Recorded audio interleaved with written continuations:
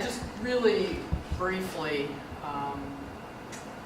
Ampersand Families, my organization, we're a small nonprofit adoption agency located. Our offices are in Northeast Minneapolis, and we're kind of unique. Minnesota is sort of the land of 10,000 adoption agencies, but we're unique in that we focus exclusively. The only clients, the only people we serve are kids, older kids, so 10 and up in Minnesota's child welfare system, and families who want to adopt them. So we don't do international adoption, we don't do infant adoption, we don't bring kids in from other states. All we do are older kids from Minnesota's child welfare system. So that makes us pretty unique, and it makes us pretty specialized in terms of our staff and our skills, the training and support that we provide to families. We're pretty narrowly focused for the group that has, in our estimation, has been most neglected in terms of having options for permanency and in terms of getting into families. The term permanency. Actually, before I get into that, you have the whole handout, and you have the handout of a much larger, longer workshop I do. And so consider it a resource. I'm going to kind of flip around in here and show you some of the slides, but that's an hour and a half or a 2-hour workshop that I do. But I think there's some useful stuff in there. So yeah, towards the end of that packet includes a whole section on outcomes for kids who age out of the child welfare system. And I don't know if folks, has that been part of this training at all? I mean, I don't know, are you familiar, if you've heard any of the data about sort of what happens to kids who turn 18 or 19 or 20 or 21, depending on the kid, and emancipate from child welfare? Do you have much sense of that? What? We didn't cover it, so. Okay, well, in a nutshell, parents are much better parents than the child welfare system is as a parent. So the outcomes for kids, you've maybe heard the term aging out in the news and that, the outcomes for kids who enter the foster care system, the child welfare system, and spend any kind of amount of time in there and end up turning 18 and becoming adults from the system, the outcomes are horrific. Less than 50% leave with a high school diploma. 50% of the girls are pregnant by age 19. And for those who actually have a child, 50% of that group will have a second child by age 20. They're overrepresented in the correctional system, both as victims and as offenders. Overrepresented in the homeless population. The last Wilder Foundation study, which does a pretty comprehensive homelessness study around the state of Minnesota. The most recent that I saw was right around 70% of the young adult homeless. So if they look at like 25 and under, about 70%, give or take, are former child welfare kids. The foster care, residential treatment, group home system is not an acceptable parent. And I think if you leave my session today with any nugget, please leave with that. And that the point of our intervention into families, the whole reason kids get into the child welfare system is because we as a community have sort of a good enough standard, right? We have a kind of minimum expectation of the sorts of supports and parenting and that we expect for kids in our community. And with our consent, child protection goes in and intervenes when we think kids aren't being cared for, meeting the minimum standards that we as a community have. For that group of kids who gets removed from their families, first of all, let me tell you that Minnesota is actually pretty good compared to other states. About 75% of kids really do spend a very relatively short amount of time in the child welfare system. They go into foster care, child protection goes in, helps their families, they get back on track, kids go home in a relatively reasonable amount of time. That is the main purpose of the child welfare system. Temporary support, get kids back home. There's this other whole group of kids, and that's where we start really talking about the term permanency, is that group of kids for whom their families aren't able to get it together. They're not able, whether it's drug addiction or whatever, mental illness, whatever it is. And we may try a number of times to get them back home, but there's this whole chunk of kids who aren't going to go back home. And what's really critical for you to remember as an attorney representing kids in the system is to remember that the purpose of foster care or any of these out-of-home placements is to be a temporary place until we can get kids restored to a permanently committed, preferably legally defined family. So either they go home or we find them something else that meets the legal standard of permanency.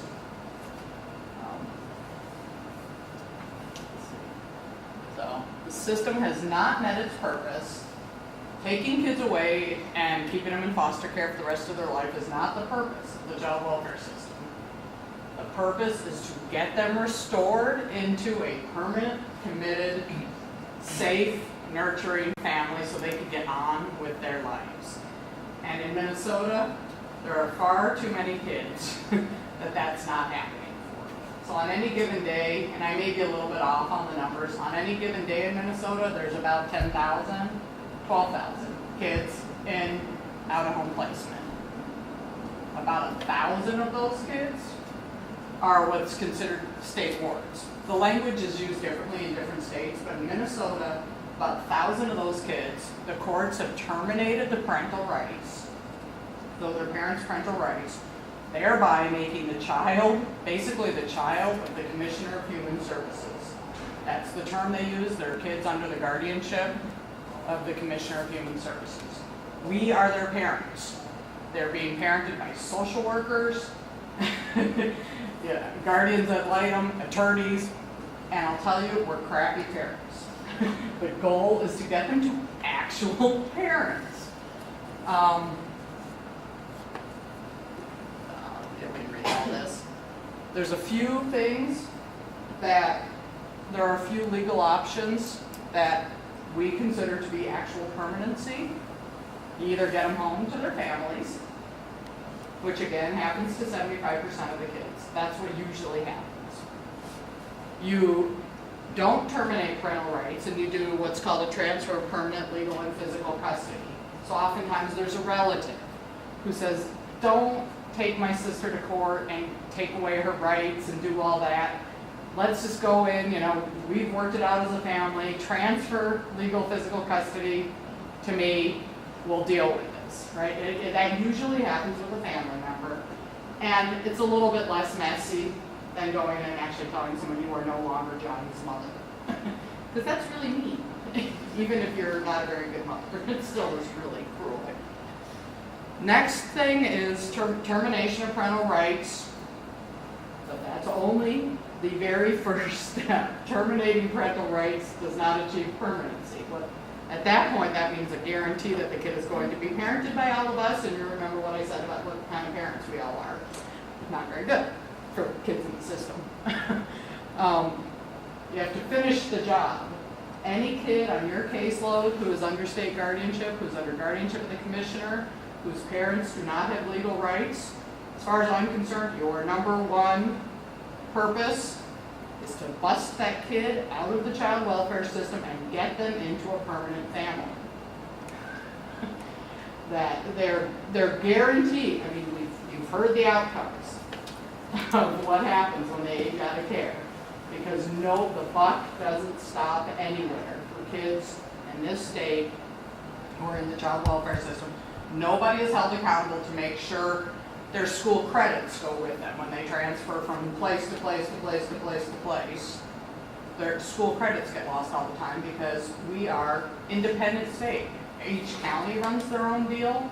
Each school district runs their own deal. Credits don't even transfer with any logic from schools in Faribault to schools in Duluth to schools here.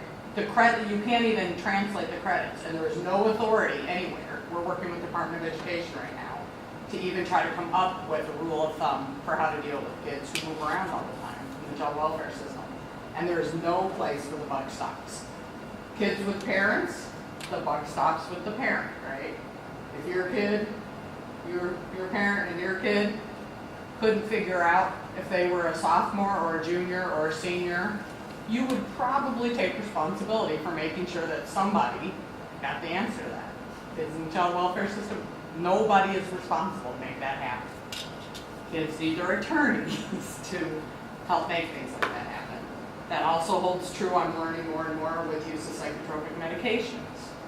Kids without parents, right? Again, if you're the parent of a kid who you're concerned about, you think might need some kind of medication and that, you're pretty actively engaged, right, in that process. You go and you talk to a psychiatrist and you get some assessments. I just was at a conference and I just learned that nationally, 80% of the kids on psychotropic medications in the foster care system, there is no assessment describing why it is that they need to be on those medications. There is no documented assessment of why they are on. Minnesota, I just learned this yesterday. Is that national? Yes, of kids in foster care. Minnesota statistic, 30% of kids in foster care under the age of 8 are on psychotropic medications. Not antipsychotics, psychotropic. So antipsychotics are just one thing. 30% under age 8. They are also now, DHS is going to have assessments. They're required to have a plan. Well, in Mayo is supposed to be assessments. Hopefully, it hasn't happened yet, but it's. I hadn't even heard about that till this week. That by the end of June, every state is supposed to have a plan about this. I would say, as an attorney representing your kid, I think you ought to ask, what medications are you on? Could we discuss them? What medications are you on? Kid, do you know why you're on it? And if the kid says, I'm on this, this, and this for my anger, which is what you'll hear, you need more information, and my guess is that nobody has more information. And the kid is on meds that the psychiatrist at one residential put him on, and then they moved, and there was no communication. Nobody required those two doctors to talk to each other, and so now the kid's on 3 more meds that do the same thing that the other one they're on. I mean, and there's no longitudinal studies to know what kind of brain damage we're doing to kids. So anyway, these are the kinds of things, when you think about the responsibility of a parent, this is why kids need permanency. Kids need permanency, and permanency is defined in lots of ways, but it's basically that you have an adult or adults who have claimed you as their kid, who are ready to do the things that parents do to parent their children. So the couple things that you may hear folks talking about, terms you may hear, and they talking about, oh yeah, this kid's got permanency, we're on it, we're on it. If you hear long-term foster care, we're just going to go in and recommend long-term foster care. Although now in this state, the new legislation, I believe, has changed the term long-term foster care to at least something honest, which is transfer of permanent custody to the agency. And what that means, think about that.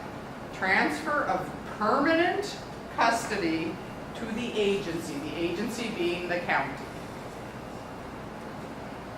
It's exactly what it sounds like. It means those folks have no intention of looking for a permanent family for that kid. That means that child is not permanently transferred to your home, but I'm going to permanently live with you. It means I'm going to permanently be parented by the agency with turnover of workers every 6 or 8 months. And those kids, as they get older, they move. As age increases, the frequency of moves and the restrictiveness of placements increases. I mean, that's a national statistic, very easy to defend. As kids get older, they get angrier and more frustrated. Their behavior, their inappropriate and difficult and challenging behaviors, they're mad and feeling incredibly powerless. And so they start acting out. They go into more expensive, more restrictive placements and become less and less connected to communities and less able to function in relationship with other people. Again, the solution is a family. We took them from a family, we need to get them to another family. And I think unfortunately the system completely forgets that. We pat ourselves on the back and say, oh, we got him away from that mean mom, aren't we great? Ooh. But we don't replace it with anything else. Independent living or emancipation or even extended foster care, again, that is not permanency. Because permanency is about relationship to an adult or adults who have committed to parenting, to doing what parents do, looking out for their kid. So independent living or emancipation as a goal, all that means is our goal is that Johnny's going to turn 18. I mean, how stupid is that? Our goal is that Johnny won't die before he turns 18. That's what emancipation is. I mean, that's pathetic. Independent living is a set of services. If anybody tells you that what they'd like to do is say Johnny's long-term goal is independent living, that's a set of services. Those are things like teaching Johnny to read an ad to get an apartment, or how to shop for a car, or how to fill out your tax return or balance a checkbook. Those are really good, important skills. Those are the things that parents teach kids. Bless you. I don't know about any of you. If you have kids, they're ready to be out there in the world on their own at 18. The average American, the average not child welfare person in this country is not generally right now fully independent or up till age 26 or 27. 50% of all four-year college graduates, 50%, where do you think the first place they go when they leave home or finish school? They go home to their parents, right? And our kids have already been on their own for 4 years, and we're surprised that they're in jail and on psych units and under bridges. You know, kids with families, they go off and they live in dorms and they're coddled, right? Somebody else makes their breakfasts, you know, their meals. They just wander over to the dining hall and food appears, and they have RAs who protect them from all the illegal and inappropriate things that they do, right? Because college students are doing all kinds of the same stupid things our kids are doing because they're 18, and 18-year-olds' brains are not wired. And so the people ostensibly most able to take care of themselves in our country are all going back home, and they've all been coddled and nurtured, and our kids have been thrown to the wolves without human relationship skills. And for lots of them, the child welfare system has even cut them off from relationships with people they care about. Even though those people maybe didn't do a great job parenting them, they still are. Those people will always say yes. When those kids go back home, which close to 80% do when they leave the child welfare system, close to 80%. Once they're free with us, they go home. If we haven't given them any skills or practice in managing those relationships, we've created just as bad a mess as they would have had in the first place. So, people need human relationships. Human relationships do not happen when you're parented by a committee of the system. You have lots of places to advocate for permanency.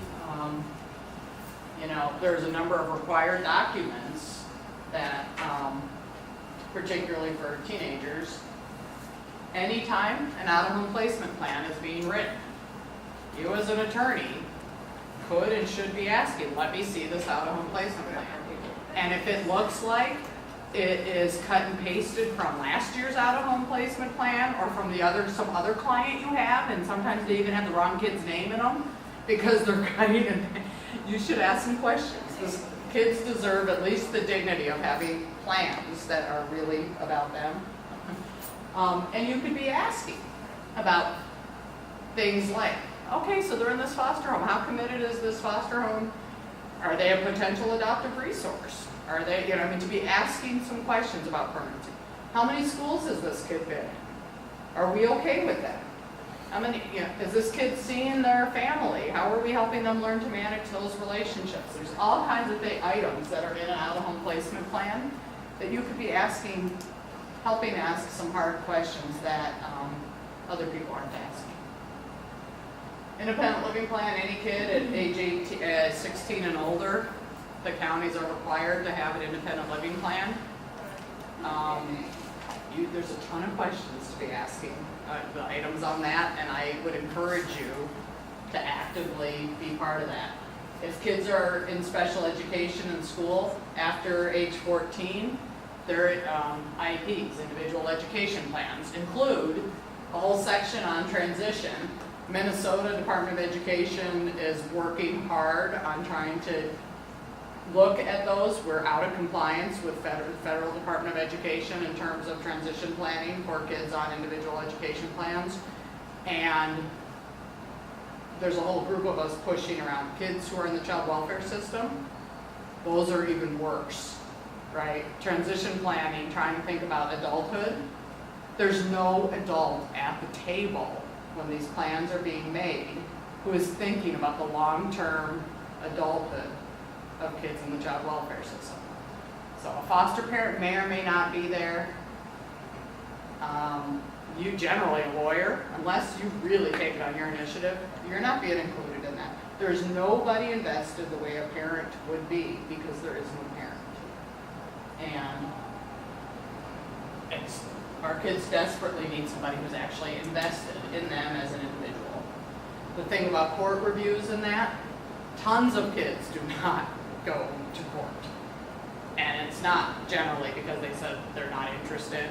And I'd ask more questions if the kid says they're not interested in going to court. So all these adults are going to sit around and make big decisions with you that are enforced with a gavel. You sure you don't want to be there?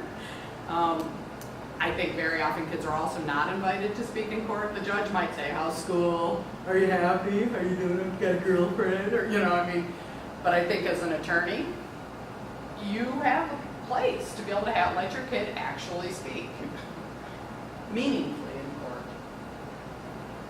court. Okay, great. Questions?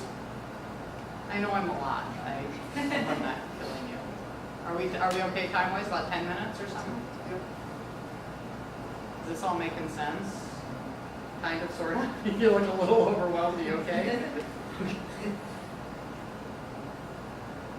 Really, all you need to know, the purpose of the child welfare system is to intervene temporarily, get a kid to somewhere permanent. Either get them home or get them with a permanently committed family. Long-term foster care, and those things, that is an oxymoron. That is like jumbo shrimp or working vacation. Those aren't things that should exist. Foster care is temporary. Sorry. It's true though. All right, one thing, service that's provided by the state that I think is really important for attorneys to know about, particularly in the counties that you represent, because those two counties are not fabulous about taking advantage of a free resource. I can't exactly say why, but it would help, I think, if attorneys kept pushing this. So there's a group of organizations, there's actually 10 of them. I think that slide says 8, but there are 10 who have contract with the Department of Human Services to help find families for kids who are under guardianship of the commissioner. So again, this isn't every random foster kid. These are kids whose parents' rights have been terminated who are currently living in the child welfare system, many of whom will be on your caseloads. These 10 agencies can do a couple of different things. One, we can take referrals from counties to provide what's called child-specific recruitment, which means they say, we have Eric. Eric is a lot of trouble. We're really having a hard time finding a family for Eric. Would you please help us? And so then we assign a staff who goes and spends a bunch of time getting to know you and talking with you, figuring out who you already know in your circle. I mean, we have one kid who ended up adopted by her dad's ex-girlfriend. Nobody was going to find that. If they're sitting at the county waiting for somebody to land in their lap, dad's ex-girlfriend is not going to land in their lap. But it took one conversation with the kid. And we say, who are some adults that you know and respect and you think, treated you okay and that you might want us to reach out to? And they might not be adoptive resources, but at least they're people who know the kid. It's like, oh yeah, well, my loser dad's in jail, but man, he had this ex-girlfriend who was really cool. I mean, she was like, and we called her and she said, oh my God, seriously? Yeah, let me learn more about that. And she went through training, got a home study, and adopted the kid.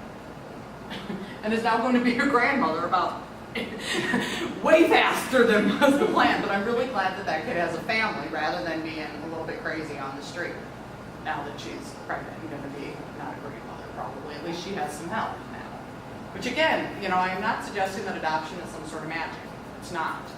But I would much rather have a sort of mentally ill, not super bright, really heartbroken, damaged pregnant girl with a family than that same girl living on the street.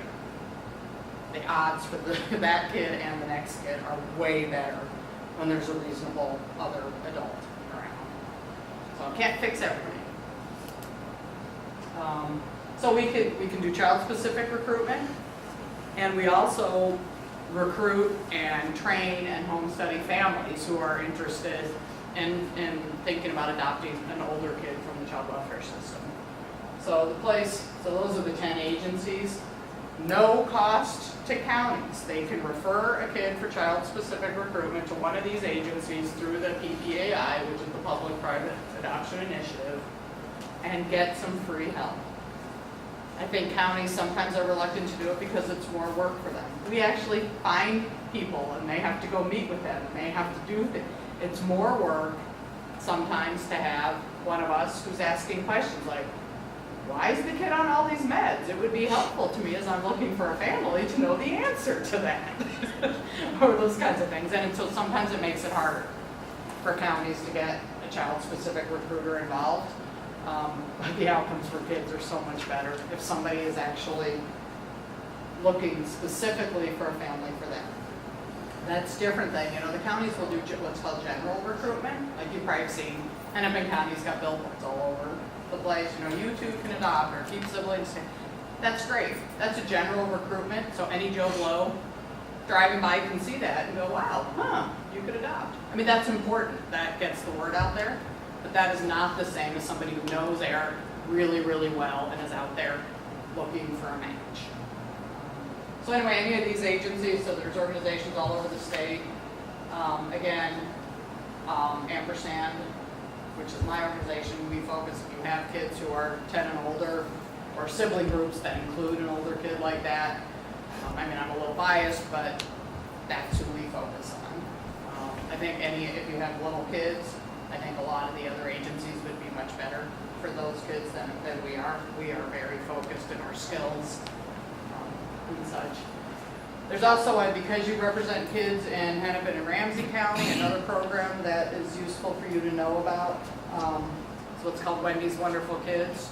The Dave Thomas Foundation funds a couple of, actually in Minnesota, I think they fund 4 child-specific recruiters to help do this work, to find families for kids. They sponsor these positions all over the country, and Minnesota has 4 of them. 3 of those 4 are located in the metro area. 2 of them are dedicated exclusively to working with Hennepin County. 1 of them is dedicated pretty much exclusively to working with Ramsey County. So sometimes if you go into court and you say, I'd love to see Johnny on my caseload, you know, get a child-specific recruiter, you know, has the county considered a referral? Would the county consider a referral? Oftentimes they'll say, well, we'll just use Wendy's Wonderful Kids. And that's great, except that Hennepin County and Ramsey County together have more than half of the waiting kids in the state. There's 3 recruiters. Their caseloads, well, Wendy's wants them to be caseloads of 20, which is already too high.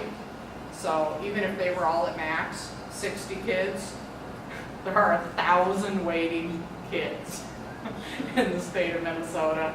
Even if 500 of them come from the metro area, those 3 workers cannot provide that service. And so you've got to ask more questions. We know that they have dedicated workers for their counties. That's great. There's no way, that it's not humanly possible for those people to serve all the kids, and there are free resources that the state will pay for, and the counties are super reluctant to invite the private agencies in to help. And I would just tell you, I think it's worth the fight. I don't.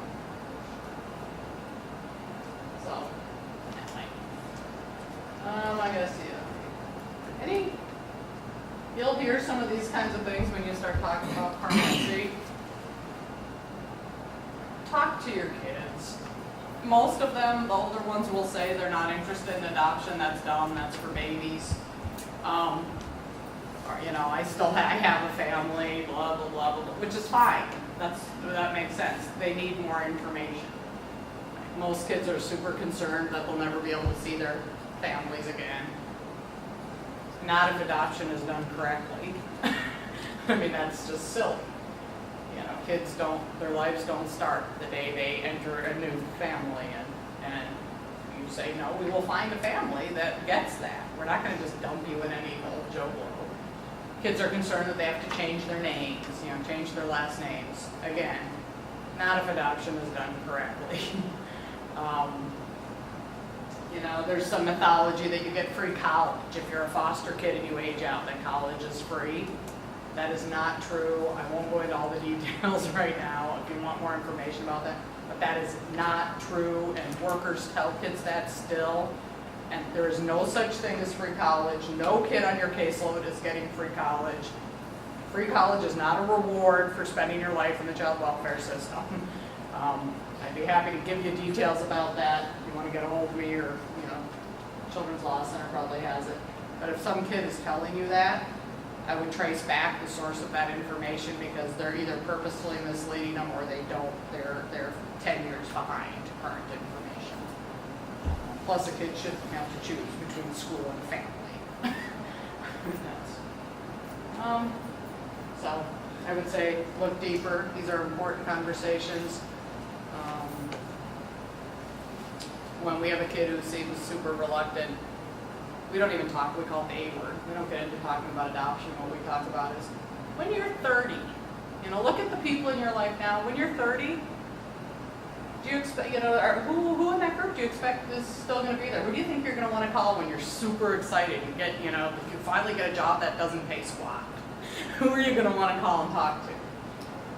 Do you think those, and we ask those kinds of questions. Do you think you might want somebody who knew you now to be at your wedding in 10 years? Is it important to you that anybody who knew you when you were a kid know you when you're 30? Things that most people who have what's called family privilege take for granted, that there are people who know you throughout your life. Our kids, we have kids who there is nobody who has known them longer than they've been in their current placement. Their histories are, and they can't keep track. They don't have adults keeping track of their history for them, because that's what parents do. Child welfare system doesn't do that. Parents. Any last questions? Yeah. Can public-private adoption initiative be a resource for a prospective adoptive parent to find out, just identify the barriers to adoption? Yes. Yeah, that's half of what we all do, is spend our time. I spend a ton of time. Again, we're a smaller agency. We do it a little different than the other organizations. We don't do one big orientation every 3 months or something. I mean, I will spend usually about an hour on the phone with a family when they first call, and if it seems like it makes sense, we meet them for coffee, wherever they are. I go to them wherever they are in the state. If there's somebody who seems like a resource for an older kid, spend time with them there, then we get them signed up for, we do training, and walk them through the learning. Yep, they can call any of those 10 agencies. And I would actually encourage people to do that. If you know people, if any of you know people who even remotely think, that might be kind of interesting, I would encourage them to call some of the PPAI agencies. I think a lot of people make decisions based on how welcoming and open and flexible things the agencies are. I encourage them to call a few, shop around, find the best fit. There's some research. A guy named Jeff Katz did some national research that was in the New York Times about a year ago, that 92 or 3% of families who step forward to adopt from the child welfare system don't follow through. They don't do it. And the number one stated reason is coldness, unresponsiveness, rudeness of child welfare agencies. And I mean, it's astounding. 97 out of 100 families who think that they might be interested in doing it are scared away by how unfriendly the system is. Yeah. Is it just the bureaucracy, or is it because I can't imagine personally people are that cold. Is it? Oh yeah, no, nobody says, hey, screw you. No, but it's, well, we have orientation on this day, and if you can't make, well, I guess you don't want to adopt very badly if you can't figure out how to get there. That kind of thing. Or right now, I'll give you a couple of examples. We have a couple of families that we have the kid and another agency is working with the family. And so our worker's trying to coordinate meetings so the family can, we have a meet whoever the current care provider is, so maybe a residential center or, foster home. They meet those people, and they meet the therapist, and they meet the school, right? Learning information to figure out if they could be a good parent for this kid. There's one of our peer agencies that the worker absolutely, hands down, will not go to anything past 4:30. And we have another that our worker and the other agency's worker are both in the metro area, and the kid is in a residential center in Duluth. And we're trying to coordinate 2 or 3 different meetings. The family, has to deal with their work situation, right, to get up there. And the worker refuses to have a meeting. It has to be 10 or later because she's not going to get up that early to drive up there. And if the family really wants this kid, they'll figure out how to make that work.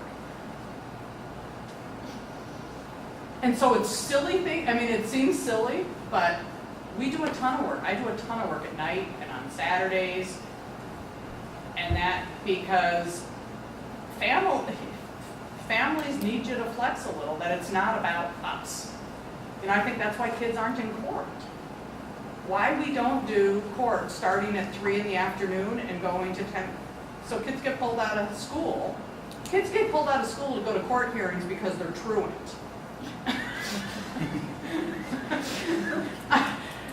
Child welfare court hearings should go 3 to 9. But the adults, that's inconvenient for adults, so there's no way we're ever going to do that. And I think those kinds of things, or training, folks are very rigid. We, because we're so small, it's not unheard of. I do a lot of training with one or two families at a time, and we build the schedule around what works for them. Most agencies, they do an orientation, and you have to come to their orientation. You can't do training until you've done the orientation, and it's offered on X night. And then training is offered every 3 months. It might be a Friday and a Saturday, and if you can't make that, you cannot be one of their families. And if you really wanted to adopt, you'd figure out how to be there, kind of thing. It's judgmental. You want to screen people out, and we sort of see it as, obviously you need quality people who understand what they're getting themselves into, but we're about trying to screen families, not screening people in, but necessarily getting a really good understanding of who families are to figure out what kind of kid they would be a good parent for. We're looking for families for kids, not kids for families. And that's a whole different. So yeah, the child welfare system is not a friendly place. Thank you. Okay, I'm done. Thank you so much.